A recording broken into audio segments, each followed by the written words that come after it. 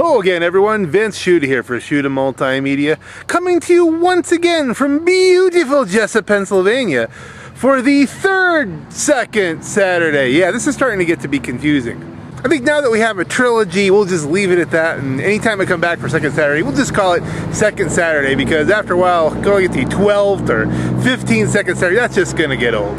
Best thing to remember, second Saturday of the month, Jessup, Pennsylvania. You want to check it out with me? Let's go.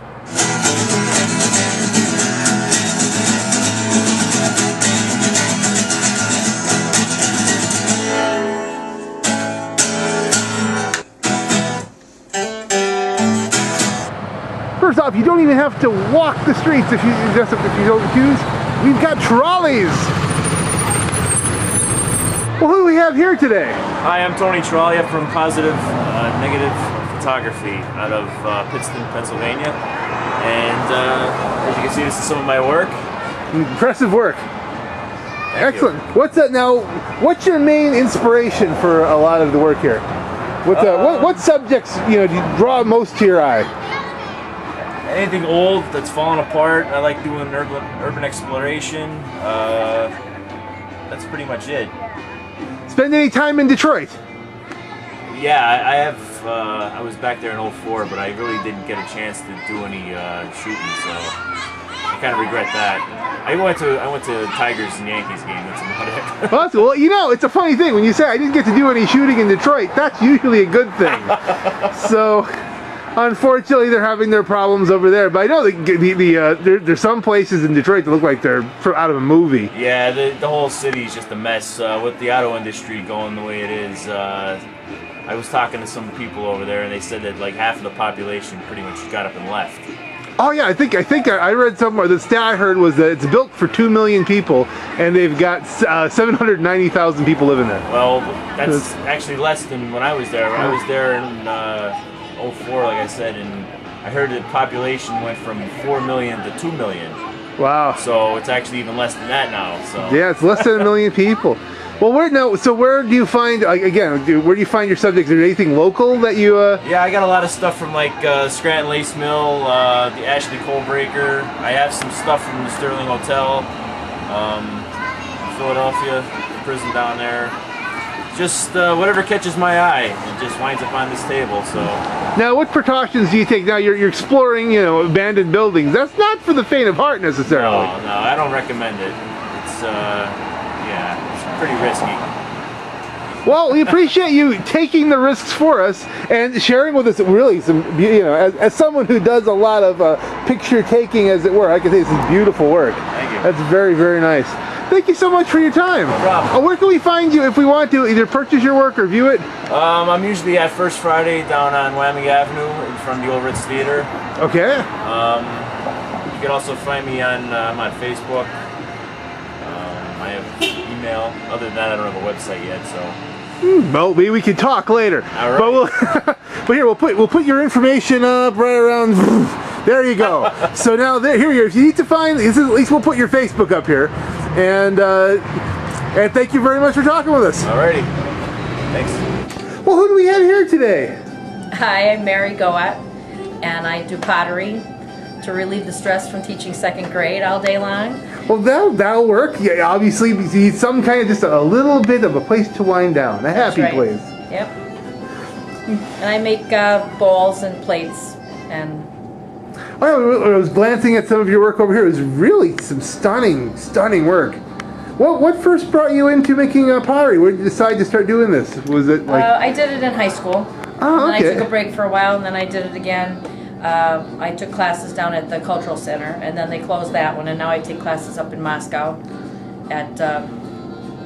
with Mike McGuigan. Oh, okay.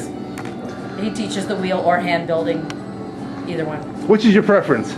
I like the wheel. Who doesn't like the wheel, really? I mean, it's that's... You got that whole, was it Ghost who they had the whole wheel thing? After that, everybody loves the wheel. It's just, Patrick Swayze can sell it like there's nobody else. It's just... I like making bowls. Oh, very cool. The glazing is interesting because you never know how it's going to come out. You dip it in the glaze and mix the different glazes, and they come out different colors all the time. So you never can depend on that, which way it's going to come out. you're discovering it more than That's creating. right. It's a fun. exciting to yeah. get a new batch because you never know how it's going to turn out. Well, very cool. Now, let's say we want to find some of your pottery. How do we get in touch with you? Are you strictly an art loop phenomenon, or? Pretty much. I never really sold it before. I just have it all over my house. So now I come to the art loop, and that's all. Sell it here. All right, folks, you heard here. It's an art loop exclusive.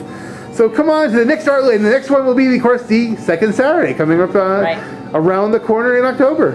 Yep. Well, thank you so much for talking with us today. Thank you. This is not the Cat Story Slam. It's not the Blue Story Slam. We won't even talk about olifants. Anchors away. It's the Jessup Story Slam. We're very excited to be here. This is insane. This is like something out of a movie. This many people dining and eating and getting ready to listen to some stories about, by Jessupians, for Jessupians. Is it Jessupians? Right? Jessupi? Really plural Italian, end of that? Correct? I'm Irish. I'm Conor McGuigan. I'm from Southside Springs, so I'm asking you. I'm a pilgrim in an unholy land here. No, it's we're thrilled to be here. We've done several of these story slams around Scranton. And we did a neighborhood one in Westside that went very well. So this is our Jessup one, and I'm very excited to hear these Jessup stories. I work for somebody from Jessup, and I hear all about Jessup. And of course, I've been to the Ubaldo race, but I cannot wait to hear these stories. Throughout the night, we're also going to have little games, little trivia games. We're going to pick people out of the audience, and you can win one of these. What's this? That's the one. You can win the golden mango if you get the trivia questions right. And we're also going to have, or it might be charades, where you have to describe a Jessup landmark. We're going to be doing that later on. First of all, just to make sure you people are actually from Jessup, I'll ask you a little entrance exam here. All right, we'll start off easy. If you're coming from Scranton and you're on the Casey Highway, what exit number is Jessup? 3! That's right, tree. Where do they hide the trees in Jessup? Between the 2s and the 4s. You also get you will also get your choice of Saints colors. You know, if you want to pick Anthony, he's alright. Ubaldo, he's pretty good, but you might want to go for our buddy George over here. Although when I do come to Ubaldo Fest, I party at Anthony's household, but don't hold that against him.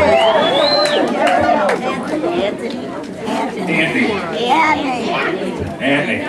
Now, just to set up some rules for you, the readers, we're going to pick them at random out of a bowl. This lovely bowl here. So we don't know who's coming up. They have, in the 6 minutes, right? 6 minutes? Right. They have 5 minutes. The bell's going to go at 5. It's going to hear ding. And then if they go past 5, that's okay. At 6 minutes, ding ding. And if they go past 7, we don't give anybody the hook because we're nice. But it's, you know, it should be condensed. It has to be true. And it should be about Jessup. Oh, you're ruining the set, Debbie. It's falling apart now. This is why we can't have Christmas. And before I announce who this person is, you probably have bio, or a program in your hand with bios. They're all very nice. I will not read the bios. I will pick 3 words at random to say who this person is. That way we're streamlining the night.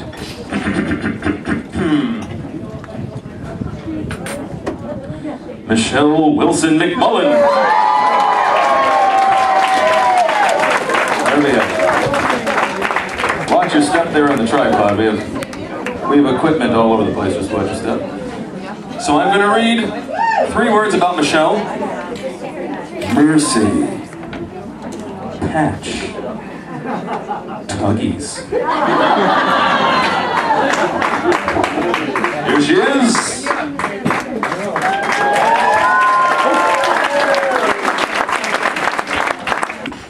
So my story begins on Music Street in Jessup. Now it's Constitution Avenue. In the big white house across from Looney Store. Now a lot of people think that's the Pignani house, but it's not. It's the Wilson Homestead. And I lived there with my mother, my father, my sisters Ellen and Maggie, my grandma Nellie, who by the way, my mother was Italian, she thought it was an interracial marriage, and called my mother a black bastard, lovingly. My Aunt Peg, my Uncle Tom, my Aunt Catherine. His Uncle Tom's wife used to come in and visit, they were estranged. My Aunt Peg used to come in and visit, and of course, Tuggy, Jimmy, and Tommy were always there. It was like the zoo. You thought people coming out of that house when that fire was? Nothing compared to us. I remember when it was time to go to kindergarten, and I was a little willful and spoiled, and I didn't want to go. But my Aunt Catherine, who was the love of my life, told me that if I went, she'd buy me the clapping monkey at Alio's store on the corner of Constitution and River Street. So I went and I got my vaccination. Of course, and I got the monkey, but then it was time for kindergarten and I didn't go. I didn't want to go. Unfortunately, a couple months later, tragedy struck. My father, at 45 years old, passed away, and I was only 5. Apparently, it was a 5-day funeral because that was the Irish funeral back then. So 5 days of drinking and crying and eating and arguing. They were Irish. And drinking and crying and eating, and they're Irish. That went on and on. Finally, the day of the funeral, all I really remember is standing at my grandma's Nellie's window upstairs, Mary Lynn Pickard holding on to me for dear life, and me screaming and yelling. I wanted to go. Everybody was going. They were going to bury my father. I didn't know that. That night, the drinking continued because, you know, it was an Irish funeral, and without drink, there's no funeral. And as things got a little testy, some members of the family asked my mother to depart by the next day, her and her 3 children. My mom and her 3 children left due to my dad's friends, Mr. Pickard, Mr. Munley, Stu Mullen, Miles Swift. They had an apartment, furniture, heat, water, lights in 24 hours, and we were living on Church Street in Jessup. Now, if you remember, that house went to Lane Street. So we went to Doll Street, or Hill Street. An awful home. My mom moved frequently. We used to say she'd like to house clean. We just moved instead. So I lived on Delaware, Hill, Church, Constitution Avenue, Bridge, Dolph. Thank you. Center.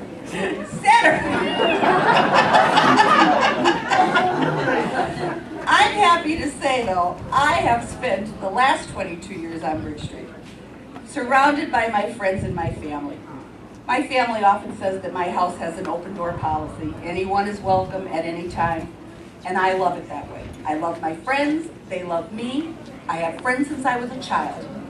When my daughter Casey was going to college, they asked the parents at orientation to get up and give a speech why they loved their town. And I won the contest. And I got up and I said, you know, I lived in a town like Mayberry. It wasn't really that we didn't have crime. It was just that, you know, if somebody stole something, you went to their house, told their mother, and they gave it back.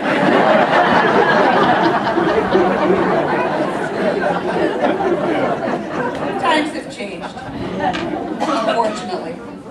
The other day as I was walking into my house, I looked around. Sorry. And my flag and my flagpole were gone. Now really, do you think I could go anywhere and find that flagpole? There's no mother that's going to give it back to me. But I still continue to love Jessup and to love my friends and my family. And it's a wonderful place to live. Thank you.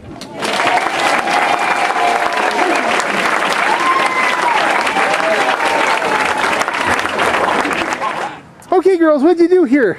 Well, we tried to do spray paint with black, but then it like dripped, so we made it into a peace sign and made it colorful. And then we did little notes to make the world a happier place, love each other, and remember you cannot buy friends anymore. I support what we did. We actually tacked everything up. That's why it's all wrapped up to go. And no, it's Saran wrap. Okay, that's part of the artistic. It's Saran wrap theory because in 2010 I came up with a clear theory. You take Saran wrap as a female at active empowerment in order to take the glass ceiling down, where they took traditional canvases and cut them out and then stretch saran wrap over them to keep the leftovers from the past that we want to keep, because leftovers are always better. And they're always wrapped up in saran wrap. I got it. Makes perfect sense. Very much. So we're clear wrap on history. That's clear wrap. So and we the can keep daisy it, is a metaphor of how we change each other. Excellent. Well, I want to thank you all for it. Thank you for taking everything out. You should zoom in on some of these quotes that the kids wrote. Where's Gabrielle's? Where's your quote? I got that one. It's over here. Simple things, you know. Yeah, right? But profound. But profound. I'm so proud of them. It's amazing. Some people can't pull this stuff off. Be nice to others. Nope, sorry. Can't do that. No, it's just. Well, thank you so much for this. They've worked on it together. Look at that. Yeah, like it has a very three-dimensional look to the whole. Remember, this is 3 years of saran wrap layering. Oh. So the last group of children to work on it was at the Valley Community Library for Martin Luther King's Day. So it really is. It is. So that's not chromatic aberration. It really is floating. Yeah. The text is kind of floating. Yes. That's a really neat effect. So it's a collective, collaborative. Right. Because sometimes as time goes, we lose some things, but we can still see something. So it's part of that clear theory being clear. Gotcha. Well, these girls are freezing because summer has decided to take a hike. So I'm gonna let y'all go. Thank you so much for your time here. Let's see, who do we have here anyway? I'm Ella Rose. Ella Rose and? Summer Winters. Oh, Summer Winters. Your Summer Winters? Really? Your Summer Winters? Name. I like it. Summer Winters. There we go. I want to say my boring name now. Oh, you have to say your boring name. Constance Denchy. There we go. You got the boring name. That's Constance. Cool. That's not too boring though, Constance. You know, you're not exactly Jane Doe here. Constance means like constant and unchanging. That's pretty boring. It means reliable. It means always there for us. It means someone we can count on. Oh, wow. So there you go. I'll take that interpretation. Not quite as funky as Summer Winters though. Yes. Ella Rose that sounds something straight out of like a Giant Air kind of thing. And then Ella Rose arrived with her horses, of course, that sort of thing. But but thank you all for your time. You're welcome. Thank you. I aim the camera at you and I say, well, who do we have here today? Hi, my name is Joanne.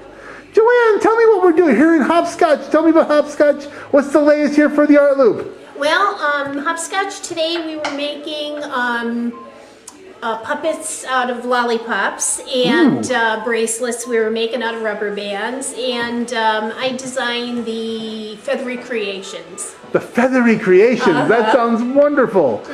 And yet somewhat oblique. What feathery creations do we have? Over there on the wall. Anything that has a feather on them. Oh, okay. I see. Yes, they are quite feathery. We're talking lots of feathery kind of things here. Wow. And the birthday hats up above. Aha, yes, that would qualify as feathery. As you can see, we have feathers right here, and feathers over here, and feathers over here. And over there is Hector Cardona's line of fashion. Oh, okay, the Hector Cardona line. Very cool. I don't know why I felt like I need to say that with a French accent. It was completely unbidden. It was complete. It's just something, if you're talking fashion here. Very cool. The Heather Cardona. With some sketches and how they actually go about all this. So as you were deep into the artisticness of fashion today. That's wonderful. Yes. And we had a fashion models. And we have our fashion models here. Live models walking up Church Street, showing the latest fashion. And is this the one Mommy said came from a designer from Thailand? No. So here we have Russian designer, and here we have from Ms. Summer Winters.